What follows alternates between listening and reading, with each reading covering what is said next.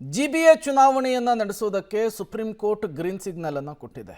ಈ ಬೆನ್ನಲ್ಲೇ ಆಡಳಿತಾರೂಢ ಪಕ್ಷ ಕಾಂಗ್ರೆಸ್ನಲ್ಲಿ ಜಿಬಿಎ ಚುನಾವಣೆಗೆ ಬೇಕಾದಂತಹ ಸಿದ್ಧತೆಗಳು ಕೂಡ ಜೋರಾಗ್ತಾ ಇದೆ. ಹೇಗಿದೆ ಸಿದ್ಧತೆ? ಬನ್ನಿ ನೋಡ್ಕೊಂಡು ಬರೋಣ. ಜಿಬಿಎ ಚುನಾವಣೆಗೆ ಕಾಂಗ್ರೆಸ್ ಆಕಾಂಕ್ಷಿಗಳ ಪಟ್ಟಿ ಏರಿಕೆ. 369 ವಾರ್ಡ್ಗೆ 1800 ಆಕಾಂಕ್ಷಿಗಳಿಂದ ಅರ್ಜಿ ಸ್ವೀಕಾರ. ಕಾಂಗ್ರೆಸ್ನಲ್ಲಿ ಮತ್ತಷ್ಟು ಆಕಾಂಕ್ಷಿಗಳು ಹೆಚ್ಚಾಗುವ ಸಾಧ್ಯತೆ. ಜೂನ್ 30ರ ಒಳಗಡೆ ಜಿಬಿಎ ಚುನಾವಣೆ ಮಾಡಬೇಕು ಅಂತ ಸುಪ್ರೀಂ ಕೋರ್ಟ್ ಆದೇಶ ಮಾಡಿದೆ. ಸಹಜವಾಗಿ ಈಗ ಆಕಾಂಕ್ಷಿಗಳಲ್ಲಿ ಆಸೆ ಚಿಗುರೊಡೆದಿದೆ. ಈಗಾಗಲೇ ಎಲ್ಲಾ ಪಕ್ಷಗಳು ಜಿಬಿಎ ಚುನಾವಣೆಗೆ ಸಿದ್ಧತೆ ಆರಂಭಿಸಿವೆ. ಕಾಂಗ್ರೆಸ್ನಲ್ಲಿ ಜಿಬಿಎ ಚುನಾವಣೆಗೆ ಭರ್ಜರಿಯಾಗಿ ಸಿದ್ಧತೆ ನಡೆಯುತ್ತಿದೆ. ಹೌದು, ಈಗಾಗಲೇ ಆಕಾಂಕ್ಷಿಗಳಿಂದ ಅರ್ಜಿ ಸಲ್ಲಿಕೆಗೆ ಅವಕಾಶ ಮಾಡಲಾಗಿದೆ.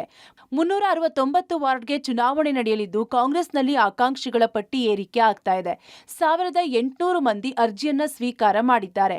ಅದರಲ್ಲಿ ಎಷ್ಟು ಮಂದಿ ಅರ್ಜಿ ಸಲ್ಲಿಕೆ ಮಾಡಲಿದ್ದಾರೆ ಎಂಬುದು ಕುತೂಹಲ ಕೆರಳಿಸಿದೆ.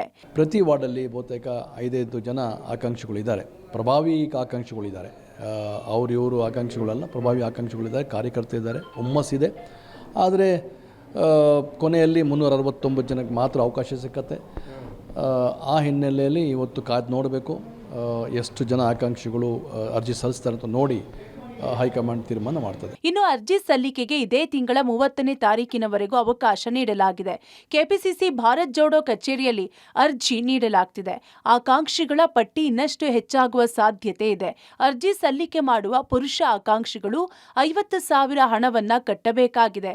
ಮಹಿಳಾ ಆಕಾಂಕ್ಷಿಗಳು 25,000 ಹಣ ಕಟ್ಟಬೇಕಾಗಿದೆ.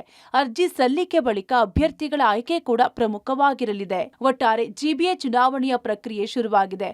ವಾರ್ಡ್ ಮೀಸಲಾತಿ ಕರಡು ಪ್ರತಿ ಬಿಡುಗಡೆಯಾಗಿದೆ.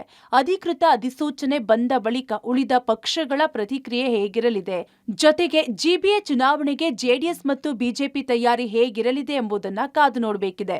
Lokesh Kodagadala, public TV, Bengaluru.